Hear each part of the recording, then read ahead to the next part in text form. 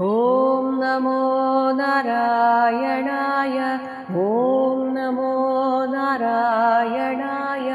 ഓം നമോ നാരായണായ. ഓം നമോ നാരായണായ. ഓം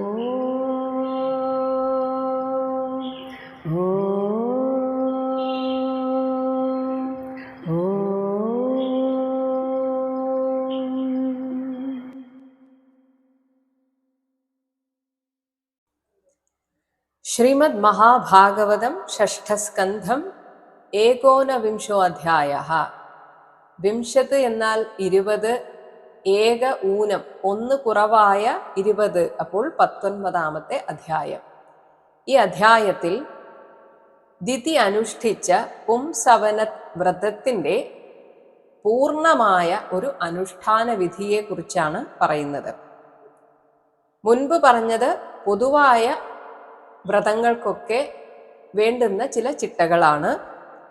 ഇവിടെ കശ്യപമുനി ദിതിക്കുപദേശിച്ച വിഷ്ണുപ്രീതികരമായ പുംസവന വ്രതാനുഷ്ഠാനത്തിൻ്റെ വിധിയെയാണ് വിവരിക്കുന്നത്. ഇപ്പോൾ പരീക്ഷിത് രാജാവിനോടുള്ള ഒരു ചോദ്യത്തോടെയാണ് കഴിഞ്ഞ അധ്യായം അവസാനിച്ചത്. ഇനി എന്ത് അറിയാനാണ് ആഗ്രഹിക്കുന്നത് എന്ന്. അതിനുള്ള ഉത്തരമാണ് ആദ്യം രാജ ഉവാച. 1ാമത്തെ ശ്ലോകം. ശ്രുതം പുംസവനം ബ്രഹ്മൻ ഭവതാ യത് ഉദീരിതം തസ്യ വേദിതും ഇച്ഛാമി യേന വിഷ്ണുഃ പ്രസീദതി. ഹേ ബ്രഹ്മൻ, ബ്രഹ്മർഷേ, യത് പുംസവനം വ്രതം, അങ്ങ് പറഞ്ഞ ആ പുംസവനമെന്ന വ്രതം, ഭവതാ ഉദീരിതം, അങ്ങയാൽ ചൊല്ലപ്പെട്ടത് ഞാൻ ശ്രദ്ധയോടെ ശ്രുതം കേട്ടു, എന്നാൽ കേൾക്കപ്പെട്ടു. യേന, അങ്ങ് പറഞ്ഞ ഈ ഒരു വ്രതത്താൽ, വിഷ്ണുഃ പ്രസീദതി, മഹാവിഷ്ണു പ്രസന്നനാകുന്നുവോ, തസ്യ, അങ്ങനെയുള്ള ഈ ഒരു വ്രതത്തിൻ്റെ പൂർണ്ണമായ ആ അനുഷ്ഠാന പ്രകാരത്തെ വേദിതും ഇച്ഛാമി, അറിയുവാൻ ഞാൻ ആഗ്രഹിക്കുന്നു. ഇങ്ങനെ കുഞ്ഞുങ്ങൾ ഉണ്ടാകാൻ വേണ്ടി അനുഷ്ഠിക്കേണ്ട പുംസവന വ്രതത്തിൻ്റെ അനുഷ്ഠാന രീതികൾ ശുകബ്രഹ്മർഷി പറഞ്ഞു തുടങ്ങുകയാണ്. 2-3 ശ്ലോകങ്ങൾ ഒരുമിച്ച് പറയുന്നു.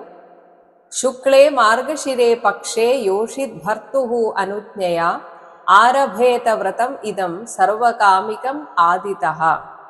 3ാമത്തെ ശ്ലോകം. നിശമ്യ മരുതാം ജന്മ ബ്രാഹ്മണാൻ അനുമന്ത്ര്യ ച സ്നാത്വാ ശുക്ലദതി ശുക്ലേ വസീത അലങ്കൃതാംബരേ പൂജയേത് പ്രാതരാശാദ് പ്രാക് ഭഗവന്തം ശ്രിയാ സഹ. യോഷിത്ത്, ഈ ഒരു വ്രതം അനുഷ്ഠിക്കാൻ ഉദ്ദേശിക്കുന്ന ആ സ്ത്രീ, ഭർത്തുഃ അനുജ്ഞയാ, ഭർത്താവിൻ്റെ അനുവാദത്തോടെ, മാർഗശിരേ, മാർഗശീർഷ മാസത്തിലെ, ഏകദേശം ഈ ഡിസംബർ മാസം, ശുക്ലേ പക്ഷേ, വെളുത്ത പക്ഷത്തിൽ, ആദിതഃ, പ്രതിപദം മുതൽക്ക്, അതായത് പ്രതിപദം മുതലാണ് തിഥി വരുന്നത്, പ്രഥമ ദ്വിതീയ എന്ന ആ തിഥി വരുന്ന ആ പ്രതിപദം മുതൽക്ക്, സർവകാമികം, സകല അഭീഷ്ടപ്രദമായ ഇതം വ്രതം, ഈ വ്രതത്തെ അനുഷ്ഠിക്കുന്നതിന് മുൻപ്, മരുതാം ജന്മ, കഴിഞ്ഞ അധ്യായത്തിൽ നമ്മൾ വിവരിച്ച് കേട്ട മരുത്തുക്കളുടെ ഉദ്ഭവകഥ നിശമ്യ വായിച്ച് കേൾക്കുകയും അതിനെ മനനം ചെയ്യുകയും ചെയ്തിട്ട്, ബ്രാഹ്മണാൻ അനുമന്ത്രിച്ച, ബ്രാഹ്മണരോട് അനുവാദം ചോദിക്കുകയും ചെയ്ത ശേഷം, ആരഭേത, ഈ വ്രതം ആരംഭിക്കണം.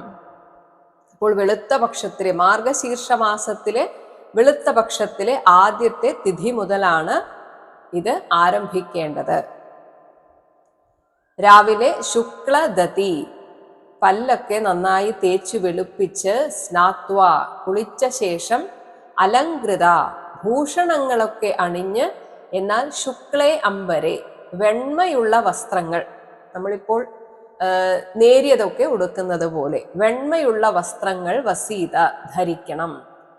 പ്രാതരാശാദ് പ്രാക്, രാവിലെ ഭക്ഷണം കഴിക്കുന്നതിന് മുൻപായി, ശ്രിയാസഹ, ലക്ഷ്മിയോടുകൂടിയ, ഭഗവന്തം പൂജയേത്, ശ്രീനാരായണനെ പൂജിക്കണം. ഇങ്ങനെ ലക്ഷ്മി നാരായണ പൂജ ചെയ്യുന്ന സമയത്തുള്ള 3 നമസ്കാര മന്ത്രങ്ങൾ പറയുന്നു. ഒന്നാമത്തെ നമസ്കാര മന്ത്രമാണ് 4ാമത്തെ ശ്ലോകം. അലം തേ നിരപേക്ഷായ പൂർണ്ണകാമാ നമോസ്തുതേ മഹാവിഭൂതിപതയേ നമഃ സകല സിദ്ധയേ. ഹേ പൂർണ്ണകാമ, എല്ലാം തികഞ്ഞിരിക്കുന്ന, കാമിതങ്ങളെല്ലാം തികഞ്ഞിരിക്കുന്നല്ലയോ ഭഗവാനെ, നിരപേക്ഷായ, അങ്ങേക്ക് ഇവിടെ നിന്നൊന്നും സാധിക്കാനില്ല, അങ്ങനെ പരപേക്ഷയില്ലാത്ത തേ, അങ്ങേക്ക് അലം, എല്ലാം പൂർണ്ണമാണ്. അതിനാൽ തേ, അങ്ങേക്ക് നമഃ അസ്തു, പൂർണ്ണനായ അങ്ങേക്ക് നമസ്കാരം അർപ്പിക്കുന്നു. മഹാവിഭൂതിപതയേ, മഹാലക്ഷ്മിയുടെ നായകനും സകല സിദ്ധയെ, അണിമാതി ഐശ്വര്യങ്ങളുടെ സിദ്ധികളോടുകൂടിയവനും ആയിട്ടുള്ള അവിടത്തേക്ക് നമഃ, നമസ്കാരം. 5ാമത്തെ ശ്ലോകം. യഥാ ത്വം കൃപയാ ഭൂത്യാ തേജസാ മഹിനോജസാ ജുഷ്ടൈഷാ ഗുണൈഃ സർവൈഃ തതോസി ഭഗവാൻ പ്രഭു. ഹേ ഈശ, ത്വം കൃപയാ ഭൂത്യാ, കരുണയാലും ഐശ്വര്യത്താലും, തേജസാ ഓജസ, തേജസ്സാലും ഓജസ്സാലും, മഹിന, മഹിമയാലും, സർവൈഹി ഗുണൈഹി, മറ്റെല്ലാമുള്ള ഗുണങ്ങളാലും, യഥാ ജുഷ്ടഃ, ശരിയാം വണ്ണം സേവിതനാകുന്നു. അതഃ ഭഗവാൻ, അതുകൊണ്ട് സകല ഐശ്വര്യപൂർണനും, പ്രഭുഹു അസി, എല്ലാറ്റിൻ്റെയും പ്രഭുത്വമുള്ളവനും ആകുന്നു. ഇനി മഹാലക്ഷ്മിയെ പ്രാർത്ഥിക്കുന്നു. 6ാമത്തെ ശ്ലോകം. വിഷ്ണുപത്നി മഹാമായേ മഹാപുരുഷലക്ഷണേ പ്രിയേ ധാമേ മഹാഭാഗേ ലോകമാതർ നമോസ്തുതേ. ഹേ വിഷ്ണുപത്നി, മഹാമായേ, മഹാപുരുഷലക്ഷണേ, ആ സർവേശ്വരനെ പോലെ തന്നെ എല്ലാ ലക്ഷണങ്ങളോടും കൂടിയ അല്ലയോ മഹാഭാഗേ, സൗഭാഗ്യശാലിനി, ലോകമാത, ലോകത്തിൻ്റെ അമ്മേ, ലോകജനനി, തേ നമഃ അസ്തു, ദേവിക്ക് നമസ്കാരം. മേ പ്രിയേധാഹ, എന്നിൽ പ്രസാദിക്കേണമേ. ഇങ്ങനെ ലക്ഷ്മി നാരായണനെ മനസ്സുകൊണ്ട് പ്രാർത്ഥിച്ചതിന് ശേഷം അടുത്ത് പറയുന്നത് പൂജാമന്ത്രമാണ്. പൂജ ചെയ്യുമ്പോൾ ചൊല്ലേണ്ട മന്ത്രം. 7ാമത്തെ ശ്ലോകം. ഓം നമോ ഭഗവതേ മഹാപുരുഷായ മഹാനുഭാവായ മഹാവിഭൂതിപതയേ സഹ മഹാവിഭൂതിഭിർ ബലിമുപഹരാണി. ഇതാണ് ആ മന്ത്രം. ഇതി അനേന, അഹരഹർ മന്ത്രേണ വിഷ്ണോഹോ ആവാഹന അർഘ്യ പാദ്യ ഉപസ്പർശന സ്നാന വാസ ഉപവീത വിഭൂഷണ ഗന്ധ പുഷ്പ ധൂപ ദീപ ഉപഹാരാദി ഉപഹാരാൻശ്ച സമാഹിത ഉപാഹരേത്. അപ്പോൾ പൂജ ചെയ്യുമ്പോൾ ഈ മന്ത്രം ചൊല്ലുക. മഹാനുഭാവായ, മഹത്തായ അനുഗ്രഹഭാവത്തോടു കൂടിയവനും, മഹാവിഭൂതിപതയെ, ഐശ്വര്യദേവതയായ മഹാലക്ഷ്മിയുടെ കാന്തനും, ഭഗവതേ, ഐശ്വര്യാദി ഷഡ്ഗുണോപേതനുമായ മഹാപുരുഷായ, ആ മഹാപുരുഷനായിക്കൊണ്ട്, മഹാവിഭൂതിഭിഹി സഹ, അവിടുത്തെ മഹാവിഭൂതികളായ വിശ്വക്സേനാദി പരിവാരങ്ങളോടുകൂടെ, ബലിം ഉപഹരാണി, അങ്ങേക്ക് പൂജയർപ്പിച്ചുകൊള്ളട്ടെ. ഇതാണ് ആ പ്രാർത്ഥനാ മന്ത്രം, ആ പൂജ ചെയ്യുമ്പോഴുള്ള മന്ത്രം. അനേന മന്ത്രേണ, ഈ പറഞ്ഞ ഉപചാര മന്ത്രം കൊണ്ട്, അഹഹ അഹഹ, ദിവസം തോറും വിഷ്ണോഹോ, ഭഗവാൻ മഹാവിഷ്ണുവിന് ആദ്യം ആവാഹിച്ചു വരുത്തണം.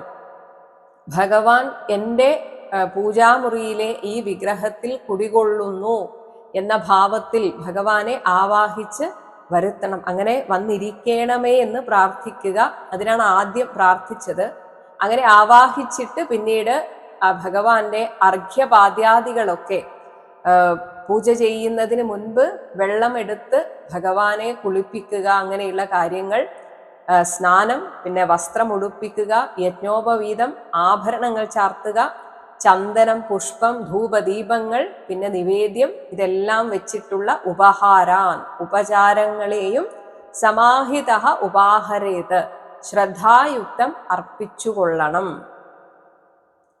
ഇനി ഇങ്ങനെ പൂജ ചെയ്യുമ്പോൾ നമ്മൾ ആ മന്ത്രം ജപിക്കുന്നതിൻ്റെ കൂടെ അവസാനം സ്വാഹ എന്ന് ചേർക്കണം. എന്നിട്ട് എന്ത് ചെയ്യണം എന്ന് പറയുന്നു 8ാമത്തെ ശ്ലോകം. ഹവിശേഷം തു ജുഹുയാത് അനലേ 12 ആഹുതേഹി ഓം നമോ ഭഗവതേ മഹാപുരുഷായ മഹാവിഭൂതിപതയേ സ്വാഹ ഇതി. ഇങ്ങനെ ഓം നമോ എന്ന് തുടങ്ങി സ്വാഹ വരെയുള്ള മന്ത്രം കൊണ്ട് അനലെ, അഗ്നിയിൽ 12 ആഹുതീഹി, 12 ആഹുതികളായി ഹവിശേഷം, ഈ നൈവേദ്യ അവശിഷ്ടത്തെ തു ജുഹുയാത്, ഹോമിക്കുകയും വേണം. അവിടെ നൈവേദ്യമായിട്ട് നമ്മൾ സമർപ്പിച്ചിരിക്കുന്നത് അഗ്നിയിൽ ഹോമിക്കണം. അപ്പോൾ ചൊല്ലേണ്ട മന്ത്രമാണ് ഇപ്പോൾ പറഞ്ഞത്. 9ാമത്തെ ശ്ലോകം. ശ്രിയം വിഷ്ണും ച വരദൗ ആശിഷാം പ്രഭവൗ ഉഭൗ ഭക്ത്യാ സംപൂജയേത് നിത്യം യത് ഇച്ഛേത് സർവസമ്പതഃ. സർവസമ്പതഃ, എല്ലാ തരത്തിലുള്ള ഭൗതികമായ സമ്പദ് സമൃദ്ധിയെ ഇച്ഛേത് യതി, ആഗ്രഹിക്കുന്നു എങ്കിൽ, ആശിഷാം പ്രഭവൗ, എല്ലാ അഭീഷ്ടങ്ങളുടെ ഉറവിടങ്ങളും, വരദൗ, ഇവിടെ 2 പേരെ എന്നതുകൊണ്ടാണ് ഇങ്ങനെ പ്രയോഗിക്കുന്നത്. വരദാതാക്കളും ആയിരിക്കുന്ന ശ്രിയം വിഷ്ണും ച, ലക്ഷ്മി ദേവിയെയും മഹാവിഷ്ണുവിനെയും, ഉഭൗ, ഇങ്ങനെ ഇവരെ 2 പേരെയും, ഭക്ത്യ, ഭക്തിയോടെ, നിത്യം സംപൂജയേത്, പ്രതിദിനം പൂജിച്ചു കൊള്ളണം. 10ാമത്തെ ശ്ലോകം. പ്രണമേത് ദണ്ഡവത് ഭൂമൗ ഭക്തിപ്രഹ്വേണ ചേതസ 10 വാരം ജപേൻ മന്ത്രം തത സ്തോത്രം ഉദീരയേത്. ഭക്തിപ്രഹ്വേണ, ഭക്തിയാൽ താഴ്ന്ന ശിരസ്, അതുപോലെ തന്നെ ചേതസ, ഹൃദയത്തോടെ, ഭൂമൗ, നിലത്ത്, ദണ്ഡവത് പ്രണമേത്, ഒരു വടി കിടത്തി വെച്ചതുപോലെ നമസ്കരിക്കണം. പൊതുവെ സ്ത്രീകൾക്ക് അങ്ങനെയല്ല പറയുക, മുട്ടുകുത്തിയുള്ള നമസ്കാരമാണ് പറയുക. പക്ഷെ ഇവിടെ ഇപ്പോൾ ദണ്ഡ നമസ്കാരം എന്ന് പറഞ്ഞിരിക്കുന്നു. അതുപോലെ ഈ ഓം നമോ ഭഗവതേ എന്ന് തുടങ്ങുന്ന ആ മന്ത്രം 10 വാരം ജപേത്, 10 തവണ ജപിക്കണം. ഇനി വീണ്ടും ഒരു സ്തോത്രം പറയാൻ പോകുന്നു. തതഹ, ഈ പൂജയ്ക്ക് ശേഷം, ഈ മൂലമന്ത്രം ജപിച്ചതിന് ശേഷം ഇനി പറയാൻ പോകുന്ന സ്തോത്രം ഉദീരയേത്, സ്തോത്രം ചൊല്ലുക. 11ാമത്തെ ശ്ലോകം. യുവാം തു വിശ്വസ്യ വിഭൂ ജഗത കാരണം പരം ഇയം ഹി പ്രകൃതി സൂക്ഷ്മ മായാശക്തിർദുരത്യയാ. വിശ്വസ്യ ജഗതഃ, എല്ലാ ലോകത്തിൻ്റെയും പരം കാരണം, പ്രധാനമായ കാരണമായത് പ്രകൃതി പുരുഷരൂപത്തിൽ, വിഭൂ, എങ്ങും നിറഞ്ഞ, യുവാം തു, നിങ്ങൾ ഇരുവരും തന്നെയാണല്ലോ. സൂക്ഷ്മ, എന്നാൽ സാധാരണക്കാർക്ക് അറിയാൻ സാധിക്കാത്തതും, ദുരത്യയാ, കടക്കുവാൻ സാധിക്കാത്തതും, പ്രകൃതിഹി, പ്രകൃതിയായി പ്രതിഭാസിക്കുന്ന, മായാശക്തി ആയിട്ടിരിക്കുന്നത് ഇയം ഹി, ഈ ദേവി തന്നെയാണല്ലോ. 12ാമത്തെ ശ്ലോകം. തസ്യാ അധീശ്വര സാക്ഷാത് ത്വമേവ പുരുഷഃ പര ത്വം സർവയജ്ഞ യജ്ഞേയം ക്രിയേയം ഫലഭുഗ്ഭവാൻ. ഈ പറഞ്ഞ തസ്യാഹ, മായാശക്തിയുടെ, സാക്ഷാത് അധീശ്വര, ആ മായാശക്തിയെയും നിയന്ത്രിക്കുന്ന പരഹപുരുഷ, പരമാത്മാവായ ത്വമേവ, അങ്ങ് തന്നെയാണ്, സർവയജ്ഞ, എല്ലാ യജ്ഞവും, ഇനി ത്വം ദേവി, ഈ യജ്ഞത്തിന്റെ സമാപ്തി, ഇയം ഇജ്യ എന്നത് ദേവിയാകുന്നു. ഇനി ഇവിടെയുള്ള എല്ലാ കർമ്മവും, ഇയം ക്രിയ, ദേവിയാണ് എല്ലാ കർമ്മവും, ലൗകിക കർമ്മം. അതുപോലെ ഭഗവാനാണ്, ഭവാൻ ഫലഭുക്, എല്ലാറ്റിനും ഫലഭോക്താവായ ജീവൻ അവിടുന്നാകുന്നു. 13-ാമത്തെ ശ്ലോകം. ഗുണവ്യക്തിരിയം ദേവി വ്യഞ്ജകോ ഗുണഭുഗ്ഭവാൻ ത്വം ഹി സർവശരീരാത്മാ ശ്രീ ശരീരേന്ദ്രിയാശ്രയ നാമരൂപേ ഭഗവതി പ്രത്യയസ്ത്വം അപാശ്രയ. ഇയം ദേവി, ഈ ദേവി ഗുണവ്യക്തി, ഗുണത്രയത്തിന്റെ വ്യക്തീഭവിച്ച ആ ശക്തിസ്വരൂപിണിയാണ്. ഇനി ഭവാൻ, സാക്ഷാൽ മഹാവിഷ്ണുവായ അങ്ങുന്ന് വ്യഞ്ജക, അതിനെ അഭിവ്യഞ്ജിപ്പിക്കുന്ന കാലശക്തിയും ആണ്. അതുപോലെ തന്നെ ഗുണഭുക്, ഗുണകാര്യങ്ങളെ അനുഭവിക്കുന്ന ജീവാത്മസ്വരൂപവും ആകുന്നു. ശ്രീഹി, മായാമയിയായ ലക്ഷ്മീദേവി ശരീരേന്ദ്രിയാശ്രയ, ദേഹ ഇന്ദ്രിയ അന്തഃകരണങ്ങളുടെ രൂപമാർന്നവളും, ത്വം ഹി, അങ്ങാകട്ടെ, അവയെ നിയന്ത്രിക്കുന്ന സർവശരീര്യാത്മാ, സകല ദേഹികളുടെയും ആത്മചൈതന്യവും ആണ്. ഭഗവതി, ലക്ഷ്മീദേവി നാമരൂപേ, നാമരൂപങ്ങളും, ത്വം പ്രത്യയ, അങ്ങുന്ന് അവയെ പ്രകാശിപ്പിക്കുന്നവനും, അപാശ്രയ, അവയ്ക്ക് ആധാരഭൂതനും ആകുന്നു. 14-ാമത്തെ ശ്ലോകം. യഥാ യുവാം ത്രിലോകസ്യ വരദൗ പരമേഷ്ഠിനൗ തഥാ മേ ഉത്തമ ശ്ലോകാ സന്തു സത്യാ മഹാശിഷ. യഥാ, ഇപ്പോൾ ഈ പറഞ്ഞ വിധത്തിൽ, യുവാം, നിങ്ങൾ ഇരുവരും ത്രിലോകസ്യ വരദൗ, 3 ലോകത്തിനും വരദാനം ചെയ്യുന്ന പരമേഷ്ഠിനൗ, മഹോന്നതന്മാർ ആയിരിക്കുന്നുവോ, തഥാ, അതുവിധം, ഉത്തമ ശ്ലോക, ഹേ പുണ്യകീർത്തെ, മേ മഹാശിഷ, എൻ്റെ ഉന്നതമായ ആഗ്രഹങ്ങൾ, സത്യാഹ, സത്യമായി, സന്തു, ഭവിക്കേണമേ. ഇങ്ങനെയുള്ള പ്രാർത്ഥനയോടെ ലക്ഷ്മീ നാരായണ സ്വാമിയെ ഭജിക്കണം. ഇനി 15-ാമത്തെ ശ്ലോകത്തിൽ പറയുന്നു. ഇതി അഭിഷ്ടൂയ വരദം ശ്രീനിവാസം ശ്രിയാ സഹ തത് നിസ്സാര്യ ഉപഹരണം ദത്വാ ആചമനം അർച്ചയേത്. ഇതി, ഇപ്രകാരം, വരദം ശ്രീനിവാസം, വരദാതാവായ ശ്രീനിവാസനെ, ശ്രിയാസഹ, ലക്ഷ്മീദേവിയോടുകൂടെ, അഭിഷ്ടൂയ, സ്തുതിച്ച ശേഷം, തത്, അവിടെ അവർക്ക് നിവേദിച്ചിരിക്കുന്ന ഉപഹരണം, ആ നൈവേദ്യത്തെ, നിസ്സാര്യ, അത് നീക്കിവെച്ചിട്ട്, 2ആയി പകുത്തു വെച്ച്, ആചമനം, ആചമന ജലം ദത്വ, കൊടുത്തിട്ട്, അർച്ചയേത്, ആ നിവേദ്യത്തിൽ പുഷ്പാർച്ചന ചെയ്യണം. 16-ാമത്തെ ശ്ലോകം. തതഃ സ്തുവീത സ്തോത്രേണ ഭക്തിപ്രഹ്വേണ ചേതസാ യജ്ഞോച്ഛിഷ്ടം അവഘ്രായ പുനഃ അഭ്യർച്ചയേത് ഹരിം. തതഃ, അനന്തരം, ഭക്തിപ്രഹ്വേണ, ഭക്തിഭാവത്താൽ അമർന്നതായ ചേതസ, ചിത്തത്തോടെ, ആ ചെയ്യുന്നതൊക്കെ അത്രയും സമർപ്പണ ബുദ്ധിയോടുകൂടെ ചെയ്യണം. അല്ലാതെ വെറുതെ വായ കൊണ്ട് സ്തുതിച്ചിട്ടൊന്നും ഒരു കാര്യവും ഇല്ല. ഹൃദയത്തിൽ നിന്ന് വരണം ആ സ്തുതിയൊക്കെ. ഇങ്ങനെ സ്തോത്രേണ സ്തുവീത, ഇപ്പോൾ പറഞ്ഞിരിക്കുന്ന സ്തോത്രം കൊണ്ട് സ്തുതിക്കുക. എന്നിട്ട് ഭഗവാന് നേദിച്ചതായ ആ നിവേദ്യത്തെ, യജ്ഞോച്ഛിഷ്ടം, ഭഗവാന്റെ ഉച്ഛിഷ്ടം എന്ന രീതിയിൽ അവഘ്രായ, സ്വീകരിച്ച്, അത് പ്രസാദം കഴിച്ച ശേഷം, പുനഃ, വീണ്ടും, ഹരിം അഭ്യർച്ചയേത്, ഭഗവാനെ അർച്ചിക്കണം. ഇനി ഭഗവാനെ അർച്ചിക്കുമ്പോൾ ഉണ്ടാകുന്ന അതേ സ്നേഹഭാവം ഈ ദമ്പതിമാർ തമ്മിലും ഉണ്ടാവണം എന്ന് പറയുകയാണ്. 17ാമത്തെ ശ്ലോകം. പതിം ച പരയാ ഭക്ത്യാ മഹാപുരുഷചേതസ പ്രിയൈഹി തൈഹി തൈഹി ഉപനമേത് പ്രേമശീലഃ സ്വയം പതിഃ ബിഭ്രയാത് സർവകർമാണി പത്ന്യാ ഉച്ചവജാനി ച.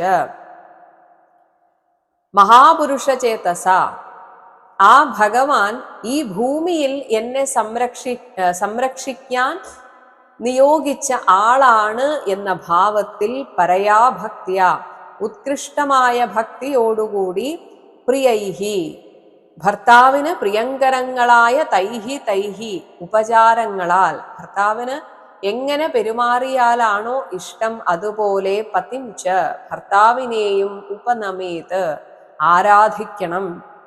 ഇനി അത് സ്വീകരിച്ച് ഭർത്താവ് വെറുതെ ഇരിക്കുകയല്ല ചെയ്യേണ്ടത്. പതിഹി, ആ ഭർത്താവും സ്വയം അതായത് തിരിച്ചതുപോലെ ഇത് ദേവിയാണ് എന്ന രീതിയിൽ ഭാര്യയെയും പ്രേമശീലഃ, പ്രേമത്തോടെ ചേർത്ത് പിടിച്ച് സ്നേഹ സ്വഭാവത്തോടുകൂടി വീട്ടിലിരുന്ന് അവൾ എനിക്ക് വേണ്ടി ഇതൊക്കെ ചെയ്തു തരുന്നത് കൊണ്ടാണ് എനിക്ക് പുറത്തുപോയി ഇത്രയും മനസ്സമാധാനത്തോടെ ഇതൊക്കെ ചെയ്യാൻ സാധിക്കുന്നത് എന്ന ചിന്ത ഭർത്താക്കന്മാർക്കും വേണം. എന്നിട്ട് വീട്ടിലിരിക്കുന്ന അവളെ എല്ലാ രീതിയിലും സന്തോഷിപ്പിക്കേണ്ടത് ഞാനാണെന്ന ചിന്തയോടെ പത്ന്യാഹ ഉച്ച അവജാനെ, ഭാര്യയുടെ ചെറുതും വലുതുമായ സർവകാര്യാണി, എല്ലാ കാര്യങ്ങളെയും സന്തോഷത്തോടെ വിഭ്രയാത് ച, നിറവേറ്റിക്കൊടുക്കുകയും വേണം. അങ്ങനെ ഒരു കുടുംബം തന്നെ ഒരു ക്ഷേത്രമായിട്ട് തീരണം. ഭാര്യയും ഭർത്താവും പരസ്പരം സ്നേഹിക്കുകയും പരസ്പരം മനസ്സിലാക്കി പരസ്പരം വേണ്ടുന്ന കാര്യങ്ങൾ ചെയ്തു കൊടുക്കുകയും ചെയ്യുമ്പോൾ ആ കുടുംബം തന്നെയാണ് ഏറ്റവും വലിയ ക്ഷേത്രം, അമ്പലം. അൻപെഴുന്ന സ്ഥലം, സ്നേഹം വഴിഞ്ഞൊഴുകുന്ന സ്ഥലമാണ് അമ്പലം. അങ്ങനെ ആയിരിക്കണം ഓരോ വീടുകളും എന്നാണ് പറയുന്നത്. അതുകൊണ്ട് ഈ ഭക്തിഭാവം എന്ന് പറയുന്നത് ഉള്ളിലെ സ്നേഹത്തെ ഉണർത്തുന്നതായിരിക്കണം. അല്ലാതെ ക്ഷേത്രങ്ങളിൽ പോവുക, ഇത് മാത്രം ചെയ്യുകയും വീട്ടിൽ വന്നിട്ട് വീട്ടിലുള്ളവരോട്, അത് ഭാര്യയാകട്ടെ ഭർത്താവാകട്ടെ, അവരോട് വളരെ മോശമായിട്ട്, അല്ലെങ്കിൽ അവരൊക്കെ എന്നേക്കാളും നികൃഷ്ടരാണ് എന്ന രീതിയിൽ അവരെ താഴ്ത്തിക്കെട്ടി സംസാരിക്കുകയോ പെരുമാറുകയോ ചെയ്താൽ നിങ്ങൾ ചെയ്യുന്ന ഒരു വഴിപാടിനും ഒരു ഉപാസനയ്ക്കും ഒരു ഫലവും ഉണ്ടാവുകയില്ല എന്ന് എപ്പോഴും ഓർക്കണം. ഭക്തി എന്ന് പറയുന്നത് അവനവനെ ശുദ്ധീകരിക്കുകയാണ്. ഇത് പലതവണ പറഞ്ഞതാണ്, എങ്കിലും വീണ്ടും വീണ്ടും ഓർമ്മിപ്പിക്കുന്നു. ഭക്തനാണ് എങ്കിൽ അവൻ നല്ലൊരു മനുഷ്യനായിരിക്കും. അങ്ങനെ ആവണം. ഇനി ഈ പൂജ ഏകദേശം 1 വർഷമാണ് ചെയ്യേണ്ടത്. അപ്പോൾ സ്വാഭാവികമായും സ്ത്രീകൾക്ക് പറ്റാത്ത ദിവസങ്ങൾ വരും. അപ്പോൾ അത് ഭർത്താവ് ഒറ്റയ്ക്ക് ഭാര്യയ്ക്കും കൂടെ വേണ്ടി ഇത് ചെയ്യണം എന്ന് പറയുന്നു. 18ാമത്തെ ശ്ലോകം. കൃതം ഏകതരേണ അപി ദമ്പത്യോഹോ ഉഭയോഹോ അപി പത്ന്യാം കുര്യാത് അനർഹായാം പതിഹി ഏതത് സമാഹിതഃ വിഷ്ണോഹോ വ്രതം ഇദം ബിഭ്രത് ന വിഹന്യാത് കഥഞ്ചന. ദമ്പത്യോഹോ, ദമ്പതിമാർക്കിടയിൽ ഏകതരേണ, ഏതെങ്കിലും ഒരാളാൽ കൃതമപി, ഈ പൂജ ചെയ്യപ്പെട്ടാലും ഉഭയോഹോ അപി ഫലം, ഇത് 2 പേർക്കുമായിട്ട് ഇതിന്റെ ഫലം സിദ്ധിക്കുന്നതാണ്. അതുപോലെ പത്ന്യാം അനർഹായാം, പത്നിക്ക് ഈ വ്രതം എടുക്കാൻ പറ്റാത്ത സാഹചര്യം വരുമ്പോൾ, അത് ഭർത്താവിനും വന്നേക്കാം. ഇപ്പോൾ പുല പോലെയുള്ള പുലാചരണം ഒക്കെ വരുമ്പോൾ ഭർത്താവിനും പറ്റാതെ വന്നേക്കാം. ഭാര്യക്ക് ആർത്തവം പോലെയുള്ള കാര്യങ്ങൾ വരുമ്പോൾ, അപ്പോൾ ഈ സമയത്ത് പതിഹി, ആർക്കാണോ പറ്റാത്തത് അപ്പോൾ മറ്റേയാൾ അതുകൂടെ പരിഹരിച്ച് ഭർത്താവ് സമാഹിതഃ, ശ്രദ്ധായുക്തനായിട്ട് ഏതത് കുര്യാത്, നടത്തിക്കൊള്ളണം. കാരണം ഇതം വിഷ്ണോഹോ വ്രതം, ഈ പറഞ്ഞ വൈഷ്ണവ വ്രതം ബിഭ്രത്, എടുക്കുന്ന ആൾ, കഥഞ്ചന, ഒരു തരത്തിലും ഒരു ദിവസം പോലും ന വിഹന്യാത്, മുടക്കിക്കൂടാ. അപ്പോൾ എടുക്കുന്ന ഒരു വർഷമാണ് നമ്മൾ സങ്കല്പിക്കുന്നതെങ്കിൽ ആ വർഷം മുഴുവനും അതെടുക്കണം. ആ സമയത്ത് എന്ത് തന്നെ സംഭവിച്ചാലും അതിനൊരു മുടക്കം വരുത്തരുത്. അതാണ് ഭാര്യയ്ക്ക് അസൗകര്യമുണ്ടെങ്കിൽ ഭർത്താവ് ചെയ്യണം, ഭർത്താവിന് അസൗകര്യമുണ്ടെങ്കിൽ ഭാര്യ ചെയ്യണം. ഏത് വിധേനയും ഇതിനൊരു മുടക്കം വരുത്തരുത് എന്ന് ഓർമ്മിപ്പിക്കുന്നു. 19ാമത്തെ ശ്ലോകം. വിപ്രാൻ സ്ത്രീയോ വീരവതീഹി സ്രഗന്ധ ബലിമണ്ഡനൈഹി അർച്ചേത് അഹരഹർ ഭക്ത്യാ ദേവം നിയമമാസ്ഥിതഃ. ഇനി വിപ്രാൻ, വിപ്രാൻ എന്നതുകൊണ്ട് സാധുക്കളെ, എപ്പോഴും ഭഗവത് കാര്യങ്ങളുമായിട്ട് നടക്കുന്നവരെയും, അതുപോലെ വീരവതീഹി ധർമ്മിഷ്ഠരായ ഭർത്തൃമതികളായ സ്ത്രീകളെയും ഈ അവസരങ്ങളിൽ സ്രക് ഗന്ധ ബലിമണ്ഡനൈഹി അവർക്ക് പൂമാലകൾ കൊടുത്ത് അതുപോലെ അവരെ അലങ്കരിക്കണം. എന്നിട്ട് ചന്ദനം, നൈവേദ്യം, അലങ്കാരം എന്നിവ കൊണ്ട് അവരെ അർച്ചേത് ആരാധിക്കണം. ഇങ്ങനെ അഹഹ അഹഹ നിത്യവും നിയമം ആസ്ഥിത ഈ വ്രതനിഷ്ഠയെ കൈക്കൊണ്ട് ഭക്ത്യാ ദേവം അർച്ചേത് ഭക്തിയോടെ ഭഗവാനെ ആരാധിക്കുക. നമ്മുടെ പൂജ കൊണ്ട് ഭഗവാൻ നമ്മുടെ ഗൃഹത്തിൽ സന്നിഹിതനായി അങ്ങനെ ആക്കുന്ന രീതിയിൽ വേണം നമ്മുടെ ആ പൂജ എന്ന് പറയുന്നു. 20ാമത്തെ ശ്ലോകം. ഉദ്വാസ്യ ദേവം സ്വേധാംനി തന്നിവേദിതം അഗ്രതഃ അദ്യാത് ആത്മവിശുദ്ധ്യർത്ഥം സർവകാമറുദ്ധയേ തഥാ. ഇങ്ങനെ സാക്ഷാൽ ഭഗവാനെ ദേവം സ്വേധാംനി തൻ്റെ ഗൃഹത്തിൽ എത്തിക്കും പ്രകാരം ഉദ്വാസ്യ ഹൃദയത്തിൽ നിന്ന് നമ്മൾ പ്രാണപ്രതിഷ്ഠ നടത്തുന്നത് പോലെ, തന്ത്രി പ്രാണപ്രതിഷ്ഠ നടത്തുന്നത് പോലെ, തന്ത്രി എങ്ങനെയാണോ ചെയ്യുന്നത് ഇതൊക്കെ നമുക്കും ചെയ്യാം. കാരണം അവരുടെ ഉള്ളിലെ ആത്മാവ് തന്നെയാണ് നമ്മുടെ ഉള്ളിലും ഇരിക്കുന്നത്. പക്ഷെ നമുക്കൊന്നും ആ വിശ്വാസമില്ല. അതുകൊണ്ടാണ് നമ്മളൊക്കെ അജ്ഞരാണ്, അല്ലെങ്കിൽ നമ്മളെ കൊണ്ട് ഇതിനൊന്നും സാധിക്കില്ല എന്ന് വിശ്വസിക്കുന്നത് കൊണ്ടാണ്. സത്യത്തിൽ നമുക്ക് വീട്ടിലിരുന്ന് ഇതേ മനസ്സോടുകൂടെ ചെയ്യുകയാണെങ്കിൽ ആ ഭഗവാനെ ആവാഹിച്ചു വരുത്താൻ സാധിക്കും. ഇങ്ങനെ ഉദ്വാസ്യ ആ ഭഗവാനെ വീട്ടിൽ കുടിയിരുത്തുന്ന രീതിയിൽ ആ ഭഗവാനെ അവിടെ കുടിയിരുത്തി ഭഗവാൻ ഇരിക്കുന്നു എന്ന് സങ്കൽപ്പിച്ച് ഭഗവാന് തന്നിവേദിതം ഭഗവാന് നിവേദിച്ചതിനെ ആത്മവിശുദ്ധ്യർത്ഥം മനസ്സിന്റെ പരിശുദ്ധിക്ക് വേണ്ടിയും തഥാ അതുപോലെ സർവകാമറുദ്ധയെ സർവ അഭീഷ്ടങ്ങളുടെ പരിപുഷ്ടിക്കായും ആദ്യം ഈ നിവേദ്യം ഭഗവാന്റെ പ്രസാദം ഭക്ഷിക്കണം എന്നാണ്. അഗ്രതഃ അദ്യാത് എന്തും കഴിക്കുന്നതിന് മുൻപേ ആയിട്ട് ഭഗവാനെ പൂജിച്ച് ഈ പ്രസാദം കഴിക്കണം, നിവേദ്യം കഴിക്കണം. ഇങ്ങനെ ഒരു വർഷം പൂജ നടത്തണം എന്ന് പറയുന്നു. 21ാമത്തെ ശ്ലോകം. ഏതേന പൂജാവിധിന മാസാൻ 12 നീത്വാ അധ ഉപചരേത് സാധ്വി കാർത്തികേ ചരമേ അഹനി. ഇങ്ങനെ സാധ്വി പതിവ്രതയായ സ്ത്രീ തൻ്റെ ഭർത്താവിനോടൊപ്പം ഏതേന പൂജാവിധിന ഈ പറഞ്ഞ പൂജാനുഷ്ഠാനത്തോടുകൂടി 12 മാസാൻ 12 മാസങ്ങൾ എന്ന് പറയുമ്പോൾ ഒരു വർഷം, ഹായനം ഒരു വർഷം മുഴുവനും നീത്വ ഇങ്ങനെ ചെയ്തതിൽ പിന്നെ അധ കാർത്തിക മാസത്തിലെ ചരമേ അഹനി ഒടുക്കത്തെ നാളിൽ ഈ വ്രതം ഉപചരേത് അവസാനിപ്പിക്കണം. അപ്പോൾ മാർഗശീർഷ മാസത്തിലെ ശുക്ലപ്രഥമ വെളുത്ത പക്ഷത്തിലെ പ്രഥമ തുടങ്ങി കാർത്തിക മാസത്തിലെ കൃഷ്ണപക്ഷത്തിലെ പഞ്ചദശി ആ തിഥി വരെ ഒരു ചാന്ദ്രമാന വർഷത്തെ പുംസ വനവ്രതത്തിനായിട്ട് നമ്മൾ തിരഞ്ഞെടുക്കണം എന്നാണ് പറയുന്നത്. വ്രതം അവസാനിപ്പിച്ചതിന്റെ പിറ്റേനാൾ എന്ത് ചെയ്യണം എന്ന് പറയുന്നു. 22ാമത്തെ ശ്ലോകം. ശ്വോഭൂതേ അപഹ ഉപസ്പൃശ്യ കൃഷ്ണം അഭ്യർച്ച്യ പൂർവവത് പയശ്രുതേന ജുഹുയാത് ചരുണാ സഹ സർപ്പിഷ പാകയജ്ഞ വിധാനേന 12 ഏവ ആഹുതീഹി പതിഹി. ശ്വഭൂതേ പിറ്റേനാൾ പുലർന്നാൽ അപഹ ഉപസ്പൃശ്യ ജലം കൊണ്ട് സ്നാനാദി കൃത്യങ്ങൾ നിറവേറ്റിയ ശേഷം കഴിഞ്ഞ ദിവസം ചെയ്തതുപോലെ തന്നെ പൂർവവത്ത് കൃഷ്ണം അഭ്യർച്ച്യ ഭഗവാനെ പൂജിച്ചിട്ട് പയശ്രുതേന പാലിൽ വേവിച്ച ചരുണ ഹവിസ് ഒരു നിവേദ്യം തയ്യാറാക്കണം, പാൽപായസം പോലെ.